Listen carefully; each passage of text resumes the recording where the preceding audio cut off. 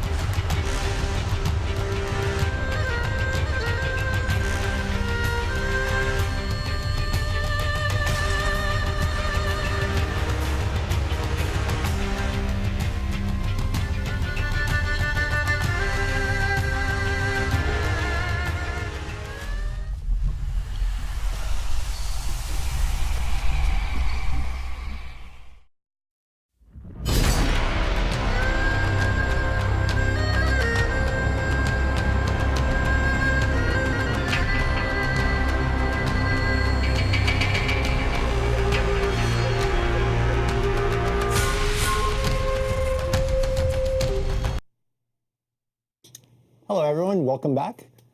We're here to talk to you about the state of balance today. And this, for the first time, we'd like to welcome JC to the Warriors Den. Hi folks. Are you excited to be here? I'm pretty excited to be here actually. Yeah, it's pretty cool. Are you excited to talk about the state of balance? Oh, definitely.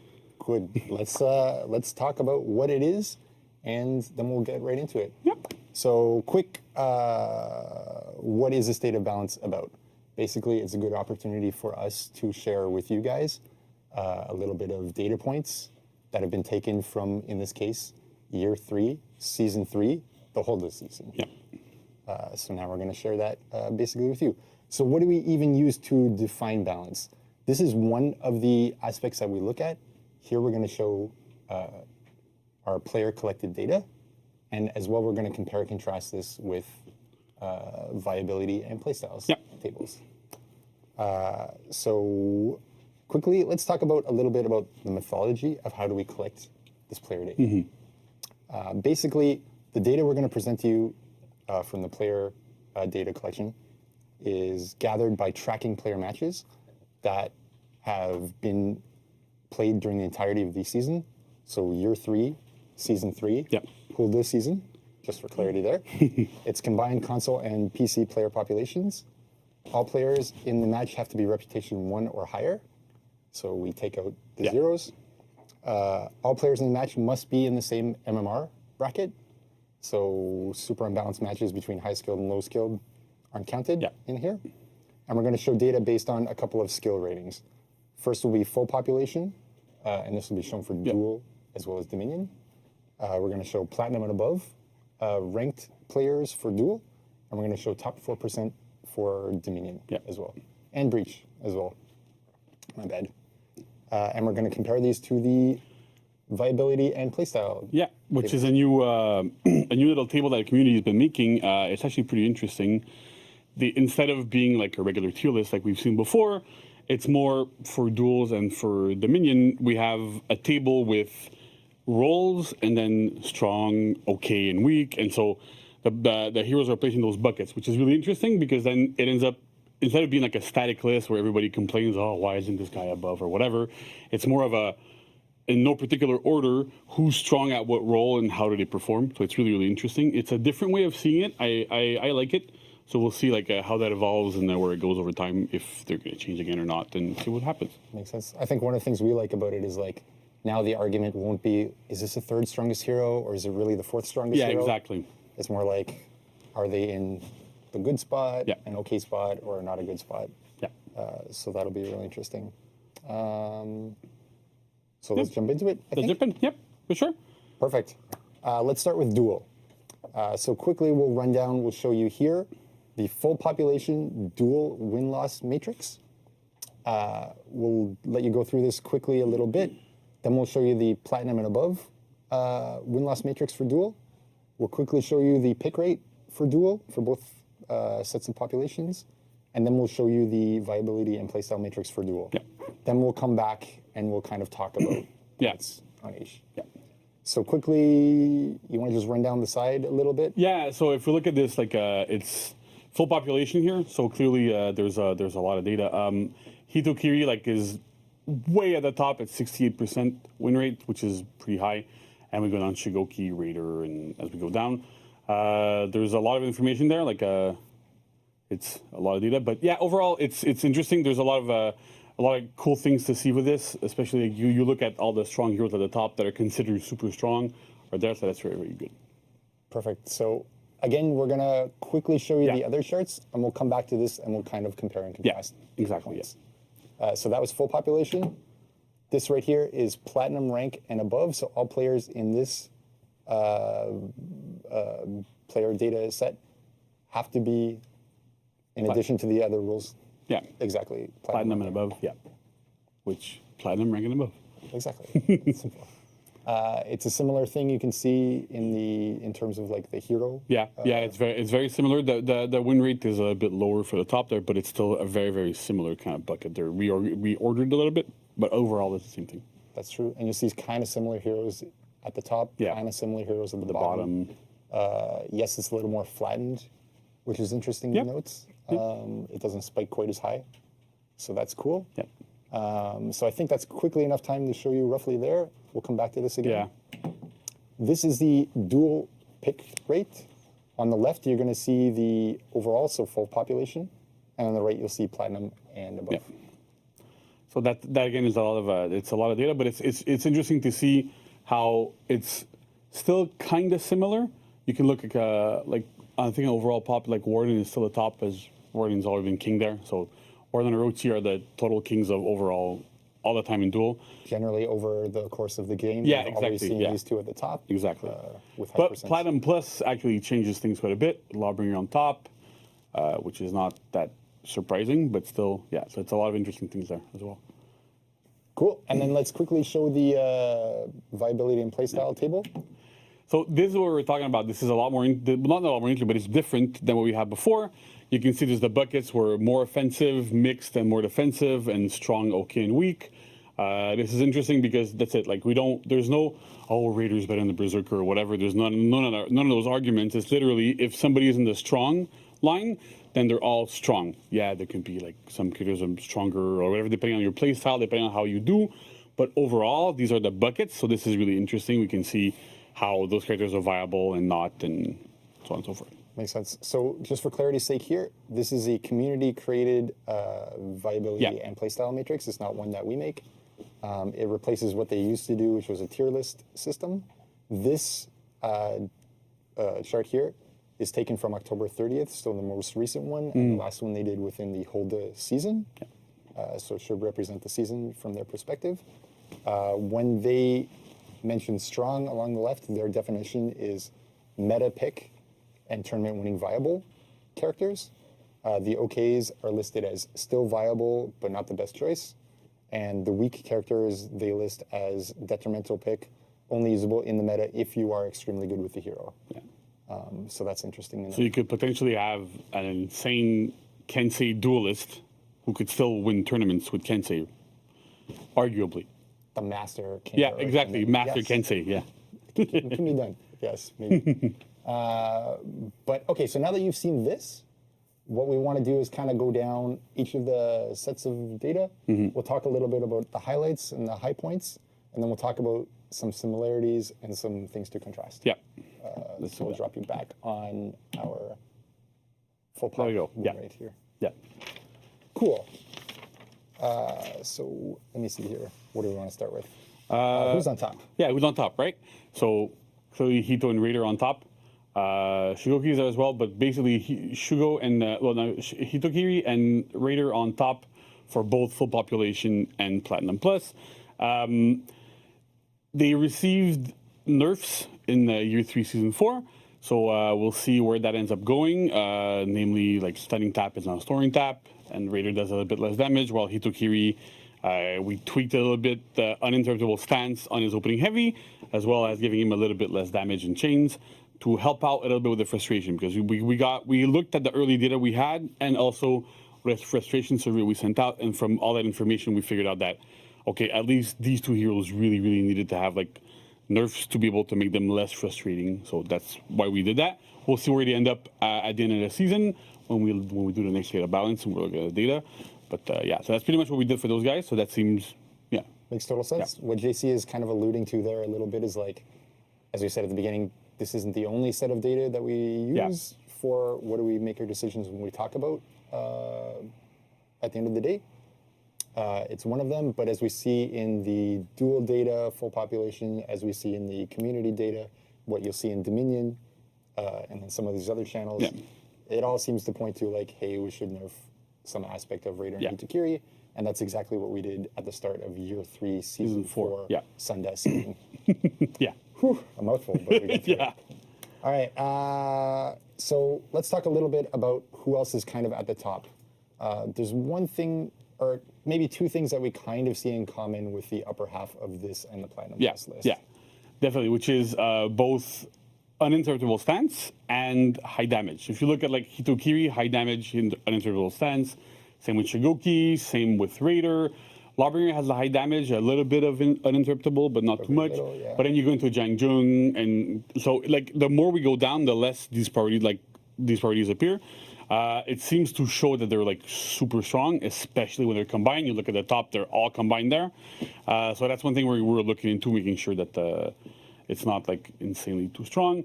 And the only outlier here that has like significant and actually really usable uninterruptible stance is Berserker. Mainly probably because, well, reflex guard, and also because the fact that his uninterruptible stance actually used much more offensively, and even then if you end up trading in, you trade with a light that deals a lot less damage, so it's not as frustrating, and it's not what makes the hero, like it makes him stronger definitely, but it's not what puts him to the top. It's true. I mean, like usually when you see Berserker play, there's a lot of like heavy faint light, which is a much lower damage thing than the heavies at like Raider, Hitokiri. Yeah, and there's a bit more risk, and Exactly. So if you make a mistake against them, small problem if it's Berserker, big problem if it's the others. Yeah. And that's our kind of estimation as to why in full population that disparity exists. Yeah. And just to contrast that, maybe we'll come back to it. Yeah, later we'll come on back to it. Who else are we looking at here? BP, Conqueror, especially BP, let's talk about a little bit. Yeah. We also nerfed BP at the start of Year 3, Season 4, Sunday season. Yeah, we did a nerf to BP and Jormungandr, which is like the exact same kind of nerf, which is the timing to dodge their bash after a light opener has been changed a little bit, so it's easier to dodge them. We had this issue where if you hit specific inputs, it was much harder to dodge, so we changed that. So with BP and Jormungandr should be a little bit less frustrating to play against. Should be easier to dodge these things. So again, we'll see how that reflects in the data, where we end up, where those heroes end up, and see what happens with that as the season goes on. That's right. I think hopefully perception will be better Yep. in these cases. Yeah, definitely. But also the problem of like, hey, you did a late stance change, and therefore you can't dodge. Yeah. Because that's gone. That should be a little better Yeah. in dealing with these heroes. Definitely. Jormungandr, Yeah. here we see a bit of a disparity. Yeah, exactly. If you look at the data for full population and even for top 4%, So here you'll see full pop. For pop plus, is, yeah. is Yeah. What was it, fifth character. fifth character. If you look in here, It's a he's bit lower in platinum and above. yeah, platinum above. But then as we go to To here, he's like real low. Yeah. Like yeah, if I remember where he is, that's it. Bottom Like, one he's right there. bottom one. So the idea is that competitive players have a lot easier time dealing with Jormungandr. Like his neutral bash, all that sort of stuff. For them is a lot easier to avoid. So his more threatening moves are a lot less threatening for these guys. So that explains the placement in here. Whereas with full population, even with Plat Plus or whatever, it's harder to deal with. It's a lot more threatening. It's a lot more frustrating. So that's also why we did that change that we did with same way as with Balpire, where it's a little bit easier to dodge the bash. And so with that, like hopefully it'll help reduce frustration. We'll be able to have something a little bit better, better feeling in the game. And he's not going to change his position from there, obviously in competitive, but we'll see where he ends up in full population and Platinum Plus. That makes total sense. Yeah. One other disparity that we see when we look at this versus full pop is in Warden, Berserker, and Shaman. Yeah. So if you look at here, like Warden, Berserker, and Shaman, they're like all in the really, really strong bucket. But when we go back looking at, when we go back looking at full population, Warden is real low.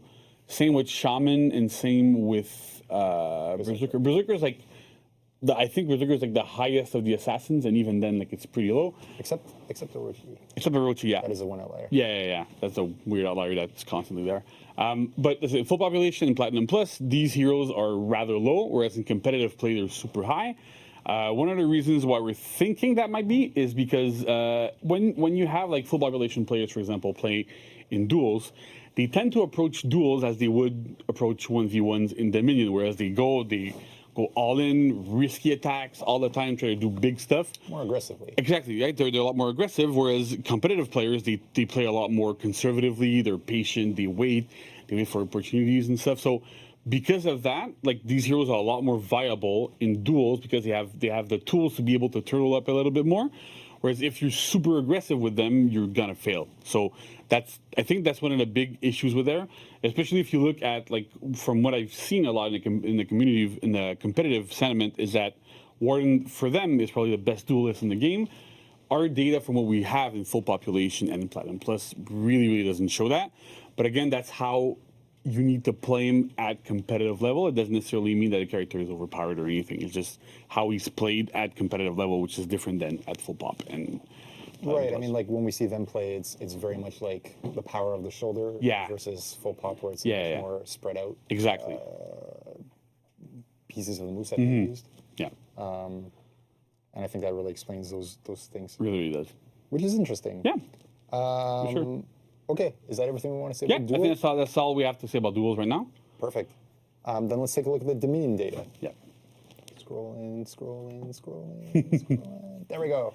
Okay, cool. So on this image, we're going to see on the left the full population, that's overall, win rate for Dominion. And we'll see the top 4% of our players in Dominion.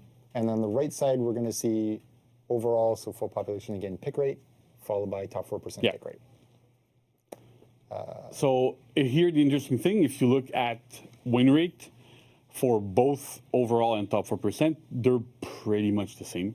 At least the top half.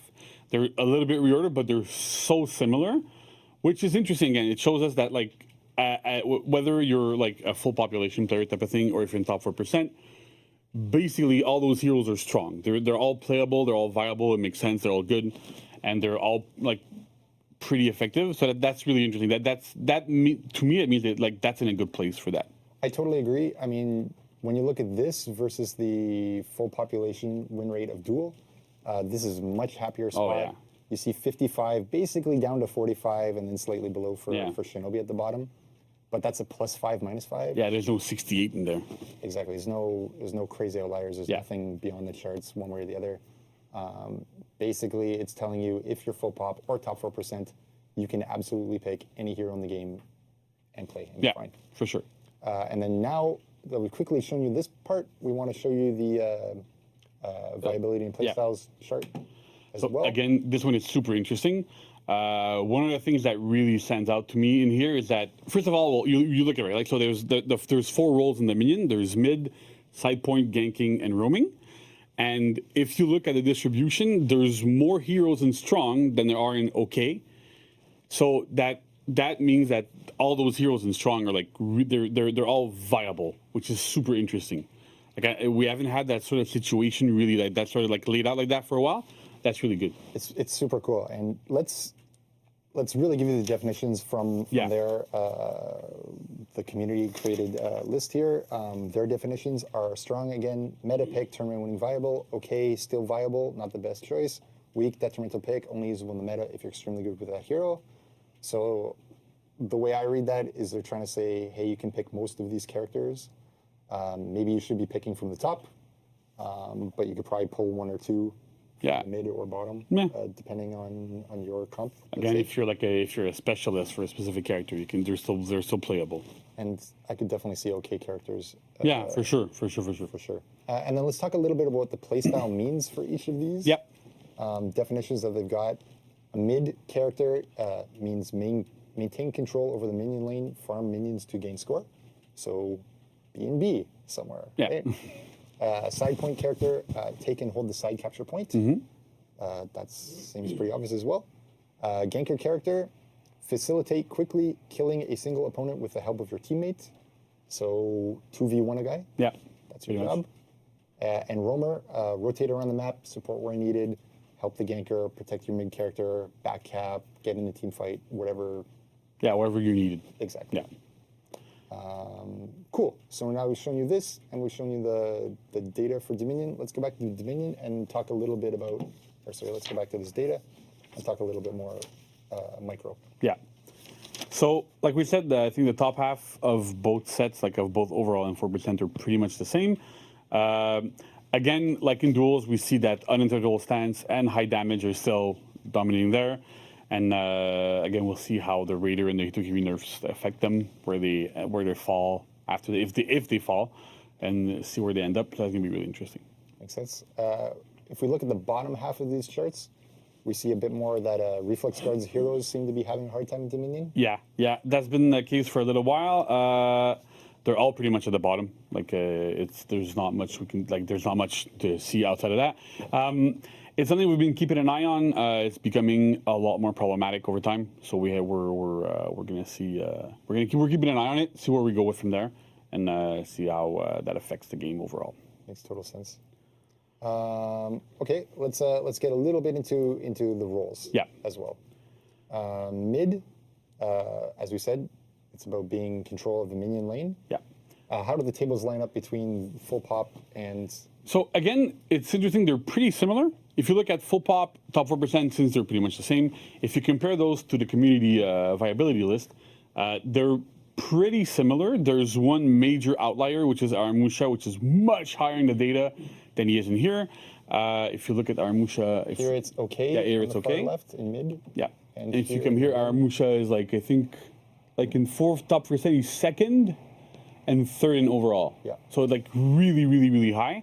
The idea for that, we think, is that Aramusha is super good at clearing the minion lane. You can go into the minion lane, mash buttons, kill a bunch of minions, works really well.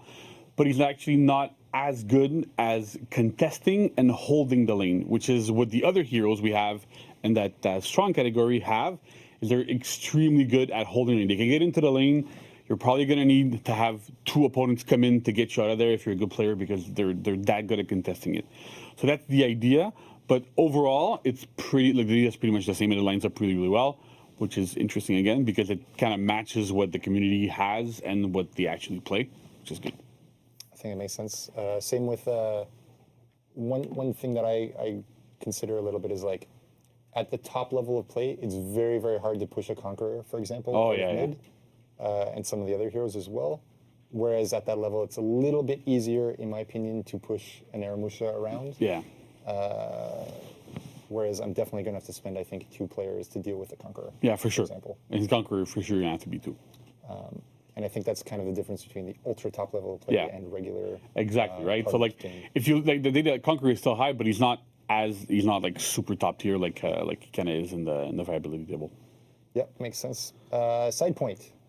Let's talk a little bit about the heroes there. Yeah. So again, side point kind of lines up a little bit, except for Jormungandr. Jormungandr again, like the kind of like the competitive plays him kind of low, whereas in the data he's a bit higher. It's interesting because we feel like the role is kind of understood. When you're in a side point, you're like you're going to the side, you're good, you're holding it. People understand it. It's like it's kind of natural to do it. The only problem that we have and that we've seen here is that basically the only strong side point hero for the competitive players is Black Prior. Outside that, you have Warlord and Warden, which are like a bit lower in the data as well. So all of these heroes are like bottom, like they're mid to bottom in the playlist. They're still pretty good regardless. Like it's not that huge of a change, but they're still lower than what at least like one. We should have at least like a couple of good ones in side points. So yeah, Like Warlord's been someone we've been poking at for Yeah, a little bit. yeah. Maybe over like 4 patches or so on. So we'll kind of see if this shakes out at all. yeah. Or if that's where Warlord's going to end up for them. But that's our intention, Yeah, basically. yeah, totally, yeah. Cool. Next up, do you want to jump to roaming? We can jump to roaming, yeah, because ganking is going to be its own thing. Roaming, again, it lines up pretty well. The role is so straightforward. Like, basically, I think most players, when they start playing the game, they play as a roamer all the time, right? Like, you're going to pick any of these heroes, you're going to be good at roaming. It's just that these heroes are really good at roaming because they have good speed, they have good rotations, which is like running around the map, and going to and from specific points, but also because I think they fulfill like side roles really, really well. Like Hitokir, for example, is an excellent ganker once she gets her 4th feet. Berserker is really good in 1v1s. Jungling is really good in like team fights. So you want to have these heroes like you can go around, back cap a point, come back, join a team fight, gank somebody, go away. So that's why those heroes are really, really strong, is because they're versatile in what they can bring. That makes sense. And also you see most of them do quite well here Yeah. in full population data.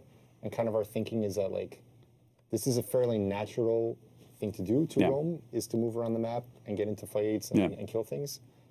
Same in a pickup group. Communication requirement is very low to play a roamer, Yeah, definitely. I think. So if you end up in a pug, like you just queue randomly Yeah. solo into a Dominion game, whoever you've got, you're going to be able to Yeah, you can. competently Yeah, exactly. You help complete your them. role and you're good. Yeah. Exactly. And if you get up to great communication, maybe that's where we'll talk about the gankers. Yeah, exactly, right? So gankers are the one thing that is really different. First of all, like most of them are reflex guard, like except for Centurion there. And Shaman and Gladiator are the 2 strongest gankers for the competitive players. They're pretty low on the other lists, if I remember correctly. We'll come back to this. Yeah, like Shaman is like bottom 4th, and Glad I'm not even sure, but regardless, like they're both pretty low.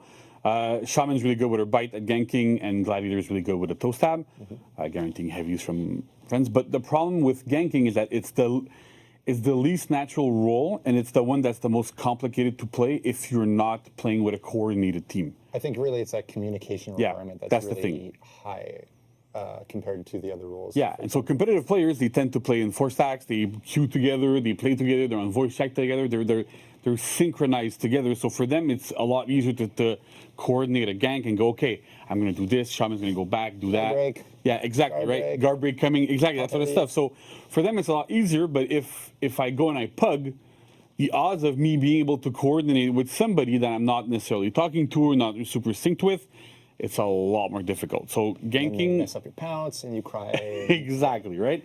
So that's the issue there, where like there's a big discrepancy between competitive and what our data says. Doesn't mean that it's wrong. It just means that for competitive players, ganking is different. And even if ganking even like really occurs in those types of situations where they probably just death ball and do something like that. So Yeah, I mean, like for me, the biggest thing is like the communication requirements. yeah, Like yeah, for sure. to make sure to set up a punish so that opponents aren't getting revenge. Yeah, And that your thing isn't interrupted at the end of the day by somebody on your team. That's like a knowledge staircase that you have to learn, and then a communication element that Yeah. happens in normal play. I mean, I can't. harder role to I play. stopped counting when my pounces got interrupted by a teammate. At some point, it just yeah. Well, at the same time, at least no one's mad about it. Exactly. At that thing, so that's pretty cool. Yeah. So I think that's pretty much it for Dominion. Yeah, I think those hit fairly the highlights Yeah. for us. Yeah. Let's go into Breach Yeah. to finish this off. All right, here's the Breach data. We're not going to show you any community Yeah. viability list. There isn't one. There isn't. And there hasn't been from the tier list before. Mm-hmm. We have the player data here, which is interesting. It's yeah. Please. Yeah. So the player here is like super similar to Dominion. It's almost the same, with the exception of Nusha, who's like way lower. And the idea is that probably because her fight kit and caltrops aren't that useful against pikemen. Yeah, That's the biggest issue. the caltrops and Dominion seem to be quite efficient at clearing out like the Yeah. group coming, whereas here like it's good, but it's not really that good. Yeah, that's it. And then when can you pull off your other stuff in a Breach context is much more difficult versus Exactly. Dominion, for example. Yeah, that's the big issue. But otherwise, that's it. The data is pretty much the same between Breach and Dominion. So that's also pretty good. Yeah, some characters move around, but Yeah, the but- shape of it, I think, when you squint, is fairly similar. Yeah. The top and bottom is fairly similar as well, +5, -5 Yeah. mostly. Same idea with like high damage, uninterruptible stance, that sort of stuff. Yeah, same characters seem to be high and Yeah. low generally. Exactly. Reflex is low, armor and damage is high. Yeah, Roamer characters are high. yeah.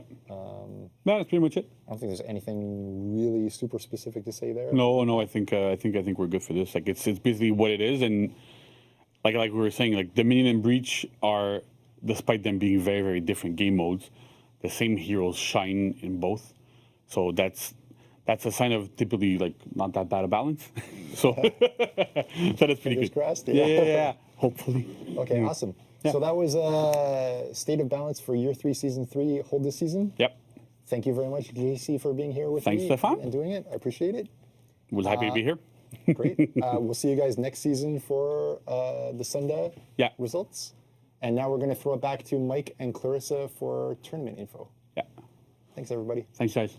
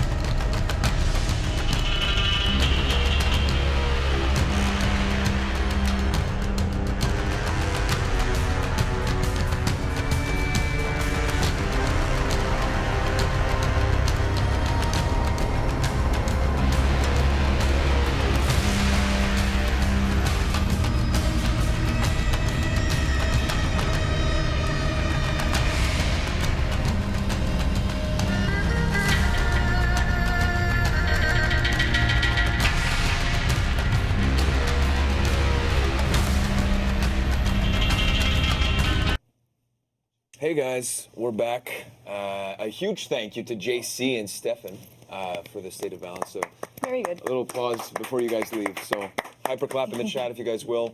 First time that they ran that solo and they did that exceptionally well. But we're back with some tournament updates. Let's kick us off here, Clarissa. What's going on with tournaments? First, past tournaments. Slaceon Gaming had a 4v4 tournament. I was not mind blank. 4v4 tournament for Xbox last week, I think. First place goes to the Smooth Brains, and second place is SCG, so that's Slaceon Gaming, Yeet Street. Yeet Street, Yeet. I like that. Tournament was single elimination, and 14 teams participated, so very good. There was no tournament VOD, so rip the clips. But you can imagine it. Yeah, just think about 4v4s on Xbox. And now you've got the tournament in your head. That's perfect. But yeah, you can find all the results, and it was a $200 prize, by the way. But you can find all the results on battlefy.com/Slaceon Gaming. It's Slaceon or Slaceon? Slaceon Yeah? makes sense You to think me. so? Do you think it's Slaceon? I think it's Slaceon. but I could be wrong. Well, I've been anyways, wrong in the I'll call them past. SCG. So There that's you that. go. There you go. So that's it for past tournaments. Now, upcoming tournaments. Upcoming. This Saturday, December 7th at 8 a.m. PST, it is ELEC or ELEX 4v4 tournament. It's not region locked, so it's an early time to compensate for the EU players. It is on PC, and the prize is donation funded. So 8 a.m. 8 a.m. PST. So that's 11 our yeah, time. that's fine for you, but 8 So- a.m. PST. That's aggressive. So that's like 4 p.m. like UK time. Yeah, I You're had to quick- count. You're quick on the maths. Well, no, I had to count. Well, I also maths. know that like certain areas in UK is just like 5 hours Yeah, ahead of us, that's true, and that's true. it's 5 hours or 8 hours, Oh, that's nice. something like that. So very good. Participate when you can. You can sign up on battlefy.com/studio-tournaments. Do it because I said so. Great. So it. that's actually it for the tournaments, but I do want to shout out the Warriors Guild. They are a PS4 community that have different events. They organize different events and tournaments. So they have faction-related tournaments. You can fight for titles. So recently they started doing something called the Hunter's Lodge or Bounties. And they are also home to the pit fights. So you can join their Discord, and I implore you to join their Discord, but you can find it on their Twitter page because it is easier to read and it's Twitter. So go there, then you'll find the link to their Discord and join. They are a lovely group of people, and it's another way to get more involved competitively, even though it's not maybe like there aren't like a lot of big tournaments happening or so, like very small things like having just like a goal, like bounties. Yeah, of course. Like if you're really good, then you have people coming out to get you. Yeah. Get to hold your title. I like that. You know. I like that. Yeah. You Fight. fight for your name. You know what I mean? Yeah. Your rep. You need to keep it. Is that it for tournaments? That's basically it. But And we the- do also have, before we go, a quick video from the Warriors Guild. Okay, let's take a look. Let's roll.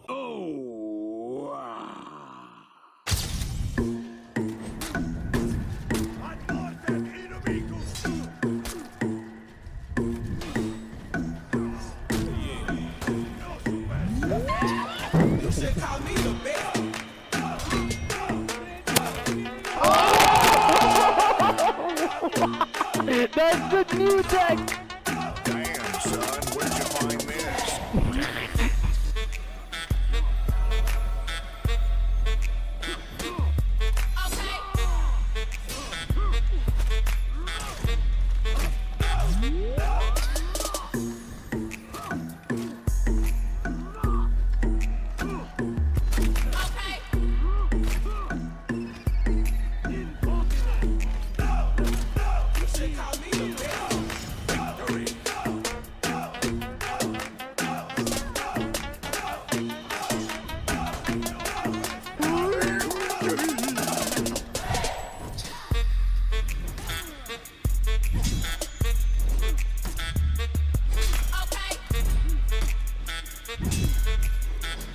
Oh, baby, a triple!